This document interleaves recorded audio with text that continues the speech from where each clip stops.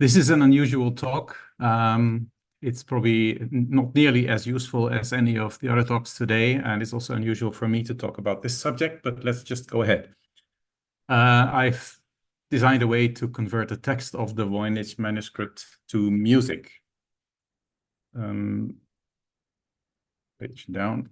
Okay, so the high-level approach I took is that the Voynich text is taken in a line-by-line manner, following Courier, line as a functional unit. So each line of text is pre-processed by converting the words in the text into so-called word chunks. We'll see later what they are. Each word chunk is then converted into a short series of notes, musical notes, and the rules are such that these notes fit into 4-note bars. Now, parallel processing of the same word chunks is then used to create a chord progression. So the chords throughout the line vary. Otherwise, it would be extremely boring. So what is a word chunk? This is basically, it's just a word in the Voynich manuscript, but some words are a bit longer and they could be split up into several chunks. And based largely on the model of Tiltman, but taking into account later evolutions, a word chunk always ends with a final, and the finals are shown here on the right.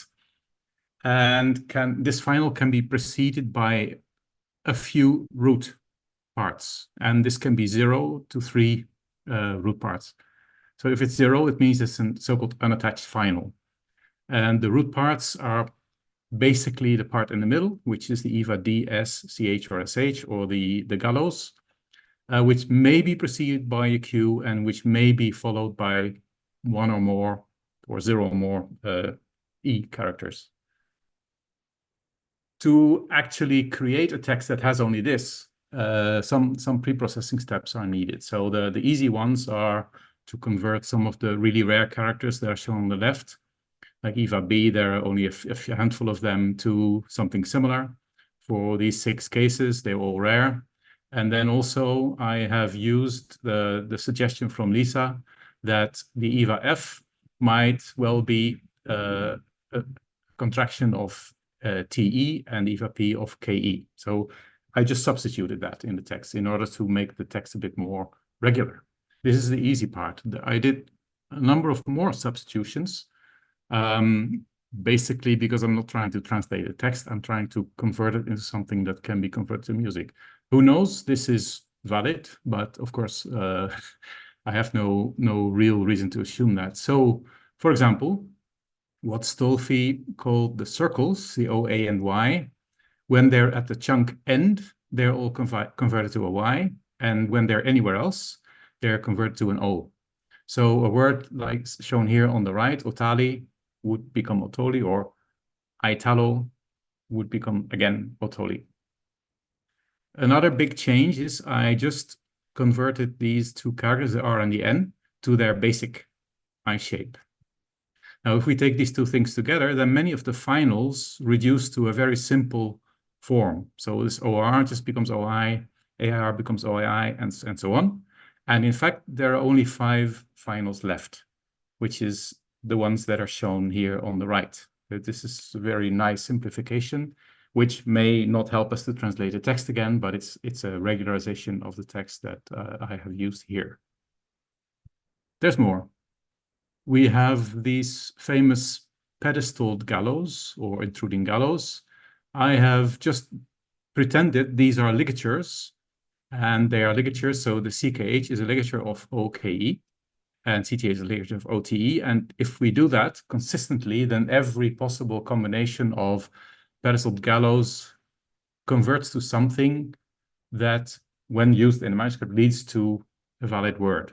So again, I'm not saying that this is what it means. I mean, it could be, but it's another way to regularize a whole lot of very complicated characters into something more straightforward. Now, if we were to take this model all the way to the end, then CH should also become OE, but here I've done the opposite. So wherever it says OE in the text, I've converted to CH. There's not too many of them, but just to explain. Now, also already in the first presentation, we saw that the EVA M is somehow a special character. They appear typically at the ends of lines. And the same with EVA G, which is quite a bit rarer. Now, in all cases where you have this EVA G and you substitute it by a Y, you get a valid word. So by using, say, the equivalent transformation, the EVA M would then become EVA L. Now, I did all these substitutions. There are about 1,000 of these. However, when this happened, this would be reflected in the music in a way that will become clear a bit later. Now, finally, what does not fit with the word chunk model is that there are quite a few, I mean, not very many, but a reasonable number of words that end with EVA D or EVA S. And actually, the list of words that end in EVA D and S are two very similar lists of words. They're parallel list of words. And if you convert this final character to DY, you again always end up with a valid word. But what I did is, for all words that end with EVA D or EVA S, again, not too many of them, I just added a Y. Now, words ending in SY are really rare, but it doesn't matter. I mean, I just want to create music, like I said before. Now, so much for Voynich text. Now let's look at the music. So I don't know how many people are familiar with musical notation. I guess most people have some. But I mean, obviously, this is how in music notation a note is written. And if you put several at the same time, it's called stacked notes. So you stack 3 notes on top of each other, you get a nice sound.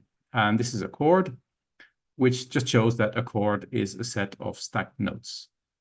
Now, the distance between 2 notes, so in height, is what musicians call an interval. And the most common or useful interval that you find in music is called the third. And we'll see why it's called a third. Now, typically chords are formed by stacking thirds. And this is what happened above. Here are 2 thirds stacked on top of each other. If we look at a piano keyboard, again, we can show thirds. So the distance between any adjacent 2 blue dots is a third. Actually, the distance between this key and itself is called a prime. So 0 becomes 1. And here we have a distance of 2 between 2 dots, and this becomes 3. So it's a third. So these are all thirds. Now, they're not the same. If this third, it has 2 black keys in between, and if that's the case, it's called a major third. In this case, there's only 1 black key in between, it's called a minor third. So we have a major third, a minor third, a minor third, and a major third. Now, again, any sequence of 3 blue dots played together, 3, 4, or 5, it becomes a chord in musical terms. Now here we have 2 chords that look very similar. So we have with the red dots, we have 3 keys separated by 2 thirds. And in this case, the first one has a major third before and is followed by a minor third. And here's the other way around. We have a minor third first and then a major third after that. This is called a major chord, and this is called a minor chord. And why is that relevant? A major chord is something that has a positive sound, whereas a minor chord is something that sounds rather sad. So now, with this in mind, let's see how we can convert our word chunks. We split up the text in chunks, how we convert the word chunks to notes. So we have the root notes, which are basically these 6 characters. The leading O is basically ignored. It's considered to be part of the character pair, same here.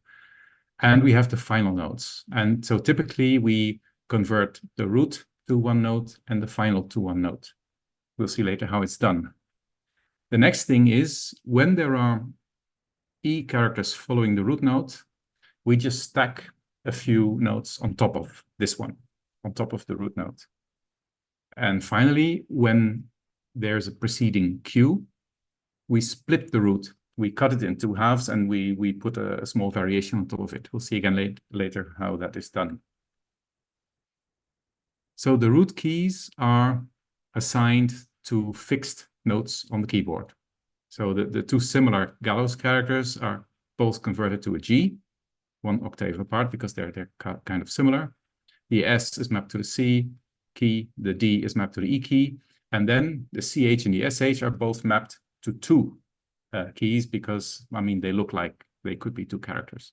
In fact, initially I wanted this SH to be the C and the E together plus the additional B flat, but it turned out not to be very good. So this is just an assignment I defined. Now, this is for the case that we are working in a major scale. We do the same in a minor scale, then the keyboard below, if I just swap back and forth, the keyboard below is just shifted to the left by 2. So now, if we are making music in a minor scale, we'll see later when, then the key assignments are slightly different. Okay, now for the final keys, they are not converted to absolute notes, but they're played relative to the root key.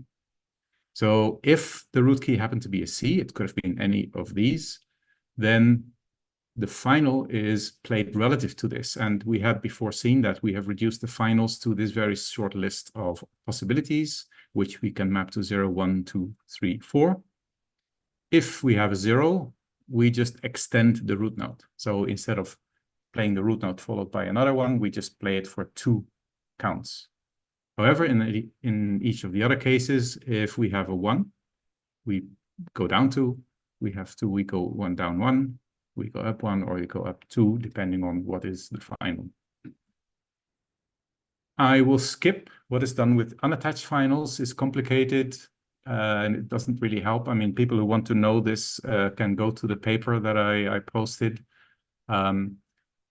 The problem with unattached finals is that there is no note that the final should be relative to, and if I just did the default thing, it was really boring. So I did something slightly different to make it a bit more interesting. And I'll just leave it at that for the moment. It gets too complicated. Now, how does that work out? So here is what's called the piano roll notation of music. So we have a piano keyboard on the left, it's turned.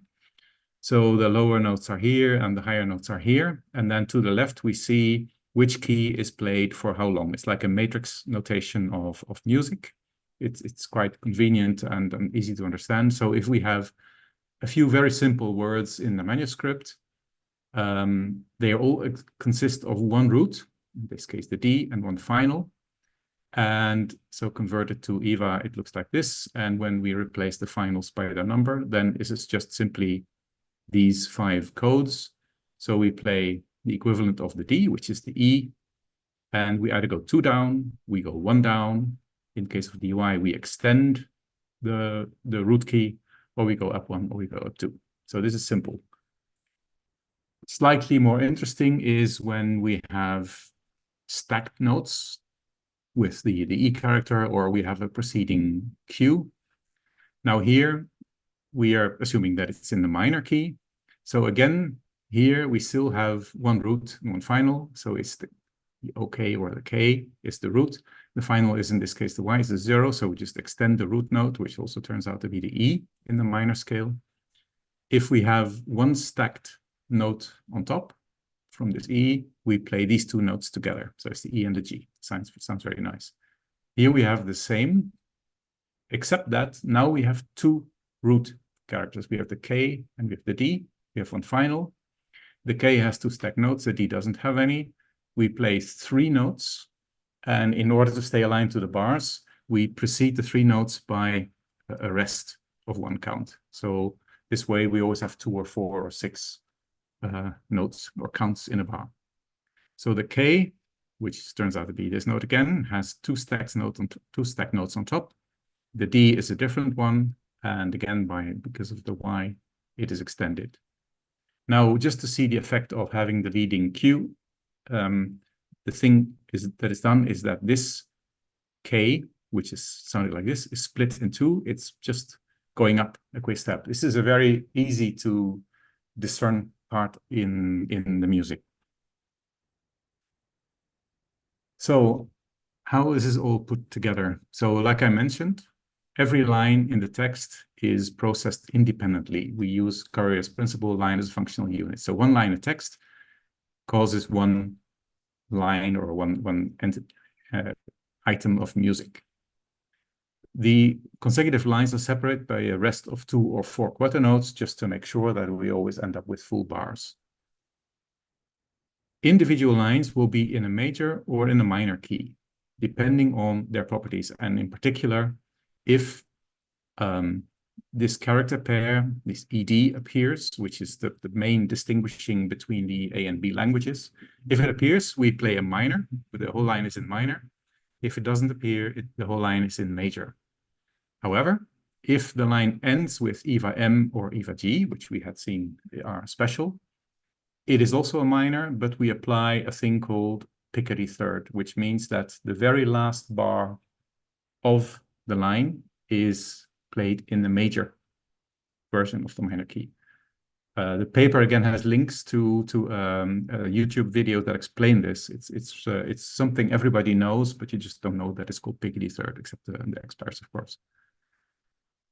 Anyway, doing this, then pages in the traditional Courier A language tend to be mostly in the major key. In the B language, they tend to be mostly in the minor key, whereas pages in my recently identified C language tend to alternate between major and minor lines, which is, I find quite interesting myself anyway. As a rule, every line starts and ends with a basic chord, and chord progressions have been added as an option. I don't want to go too deeply into that because it requires people to be too familiar with, or a bit more familiar with music theory. So I started off imagining all sorts of clever chord progressions, and it turned out to keep it simple is really best. So to stick to the strictly major or minor nature of every line.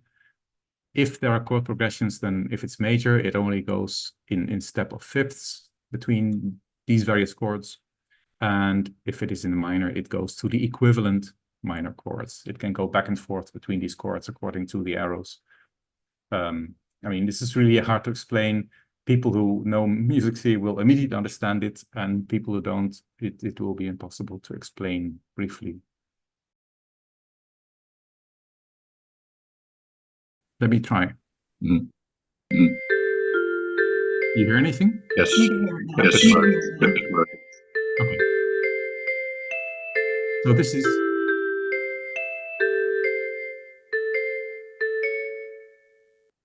so you heard some. Oh, sorry.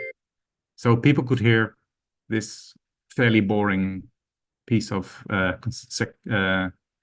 notes, right? Yes. So we hear like ting ting ting ting ting, and we still hear you talking Okay. as well. Okay. Okay. Good. I Good. will mute my. So that was pretty audio. boring, but that was the bare translation of these characters according to the method that I described. Now, by adding some accompaniment, it sounds already slightly better.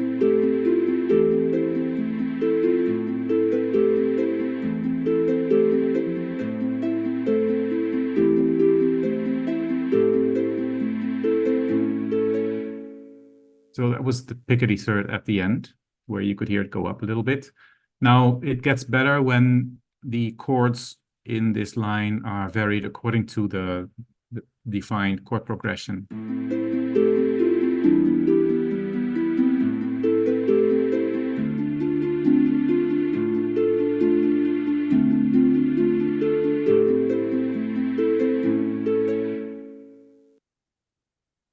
And then just play the first 5 lines of this folio, and there's a very basic percussion added to make it slightly more music-like.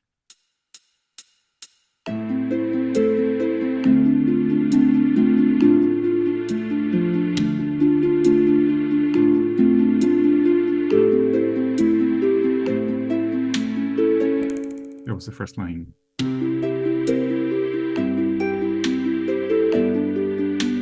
So this is major, major.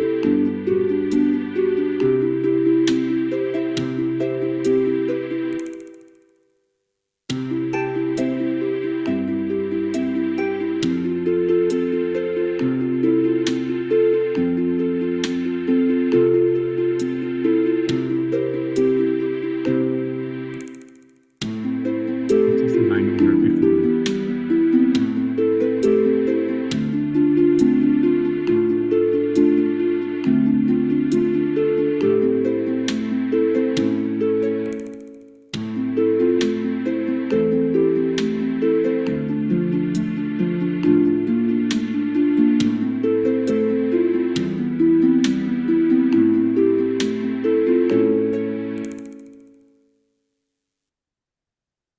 Okay, and that completes the explanation how I created music from the Voynich Manuscript text.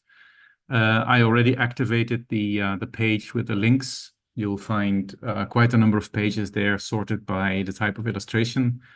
And I mean, they have a different flavor depending on, say, the language and the properties of the page. So I would invite people to just go and try it out.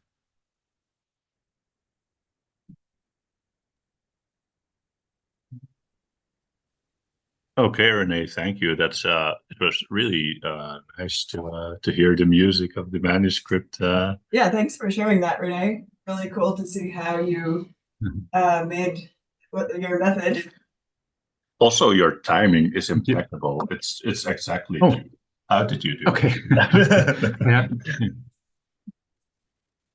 Okay, good. Yeah. So yeah, I hope people enjoy it. It did not turn out at all like I expected it.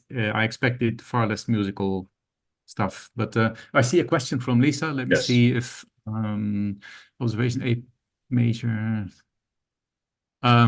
Well, so the fact that A pages are mostly major and B mostly minor is by design. So I made it that way by using the known property that distinguishes A and B. So the final M actually introduces this additional feature, which is called a Picardy third, which is used in music quite a bit. I knew it for a long time. I never knew that it was called like this. But like I said, there's a YouTube link in the PDF that I posted, which is quite clear. I mean, the Beatles used it quite extensively, for example. Do you play an instrument, Rene, or is this just technical knowledge? I used to play keyboard, organ, but it's a long time. But I'm quite interested in music, and I do sing a little bit. Okay. Karaoke for those who want to know. My second unusual hobby is to sing Thai karaoke, which is yeah, I remember. Yeah. All right. So there you go.